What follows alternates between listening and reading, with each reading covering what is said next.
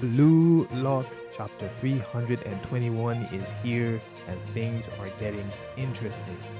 In the previous chapter, Itoshi Rin scored the third goal for Japan and it was a spectacular one at that.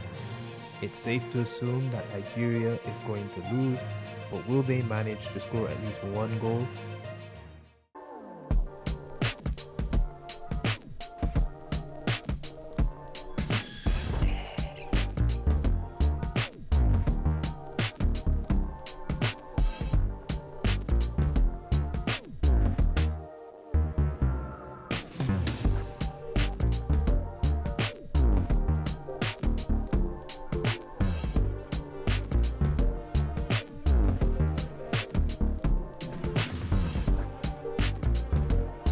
Chapter 321 is called Insatiable, and it begins with the Japanese crowd going wild as the announcer screams in excitement for Rin's goal.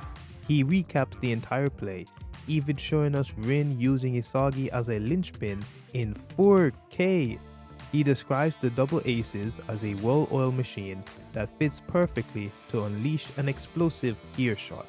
As this is stated, we see another perspective of this pose in the last chapter, and no matter what, it still looks fire.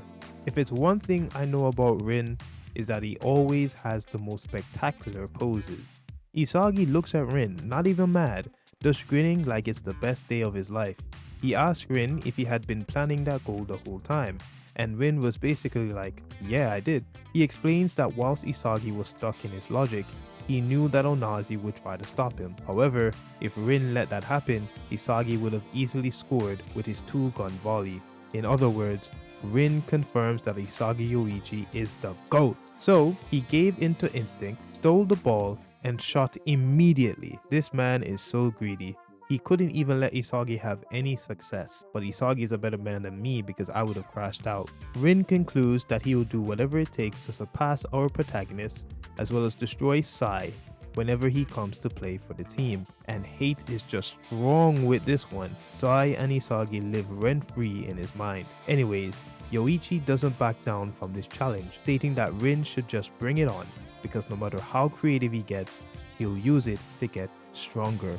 And that's my guy. That's what I like to see. We then bear witness to Batra, Chigiri, and Karasu, with the latter two stating that the next goal is theirs, and I just know that's never gonna happen in this match. Whilst Batra states that Rin and Isagi cannot have all the fun. Meanwhile, Henri is super excited. This is the best day of her life, as Blue Lock is now in the lead with 3 goals.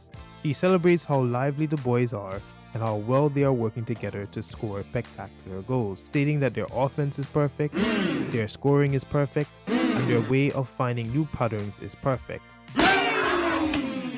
Henri with the wonderful glaze. Ego interrupts, beginning his theatrical speeches by stating how Rin has the instinct and mindset to score goals, aligning himself perfectly to be a hero, a natural born striker. Kaneshiro continues with the Rin glaze, I swear. However, Ego believes that there are more than one ways to be a hero, and as the panel shows Ryu, Nico, IQ, and Hiyori, he states that the magic of Blue Lock lies in the ability to awaken the drive in everyone to become their own star.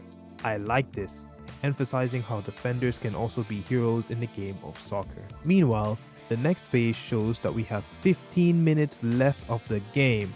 Oh nah, Nigeria is done for. If I was in the Nigerian stands, I'd be disappointed.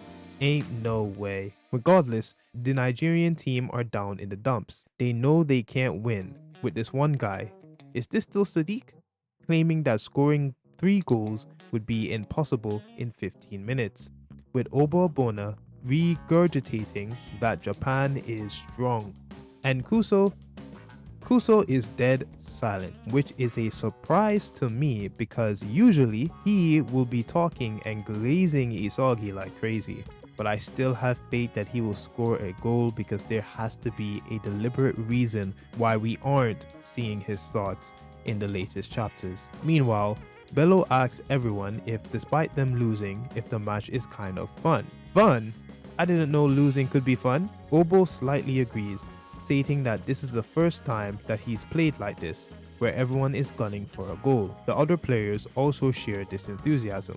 Bello, who hasn't done anything noteworthy this entire match, encourages everyone to try and score one goal. He states that he can feel that the team will change if they just score one, and this just sounds like a loser mentality, just being okay with scoring one goal. Everyone is pumped up except Kuso and Anazi because they just know that Bello is spouting crap. However, that's when we see the Demon King himself, Isagi Yoichi, come forward saying that Nigeria should just give it up because it's pointless. And dang, he's just a menace for real. Couldn't even let them have any moment of happiness. He begins to lecture Nigeria on why they suck, stating that they are acting like kids who saw a movie and got worked up temporarily. They are inspired by the movie characters and think that they can be like them, yet that's impossible. This is all just a spur in the moment, instant ego that they will forget about in the next day.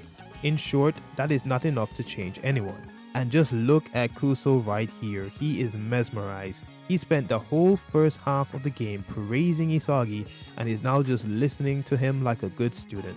But Bello and Obobona are pissed, with the latter asking, "What do you know about us?" And that's exactly the problem. They keep using pronouns like we and us in their sentences, like we can change and what do you know about us? But they are turning the situation into a group's problem in order to avoid the discomfort of the truth, that individually, they suck.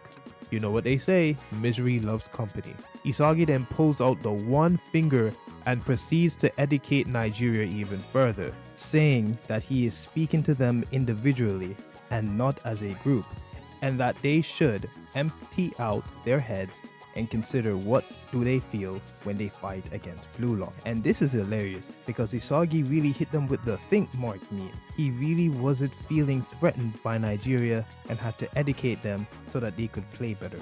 Meanwhile, the Nigerian players are stunned into silence, all except Onazi, who grips his fist in anger and states that what he feels is frustration. And my guy Isagi is just looking at him with the side eye. He's just too cool. But I digress. Onazi speaks, shocking Kuso in the process, as he mentions how with the way he is, he will never defeat Blue Lock. And Isagi likes that energy, saying that's good. He begins to act like a better coach than Nigeria's own coach, asking Onazi if he wishes to make memories with his friends. Onazi says no, to which Isagi then asks if he wishes to be Nigeria's hero, but he then screams out that he wants to be the best striker in the world. Now Isagi, being very satisfied with Onazi's answer, presents us with this evil grin, and my goat stays aura forming, saying that Onazi should come and crush him to change his life as an egotist. As this is done, he throws the ball to Nigeria, and as Onazi catches it, he grins and asks our protagonist where this insatiable ego of his comes from. Isagi gives the coldest side eye and turns away, stating that it lies in the curiosity towards himself. As the chapter ends, we see the line, 44 days ago, Yoichi Isagi's ego transformed. And oh my goodness, does this mean we are getting an Isagi goal? I hope so. Now, that chapter was absolutely insane. We just got Isagi just aura forming in front of everyone. And there's not much to say here, just that it's just gonna be beautiful to see the rest of Isagi's training during the, the time skip or whatever you want to call it. And yeah, if you want to see my coverage of the previous Blue Lock chapters, then check this playlist right here. Or if you just want to see my coverage of the previous chapter, check this video right here. With that out of the way, thank you for watching.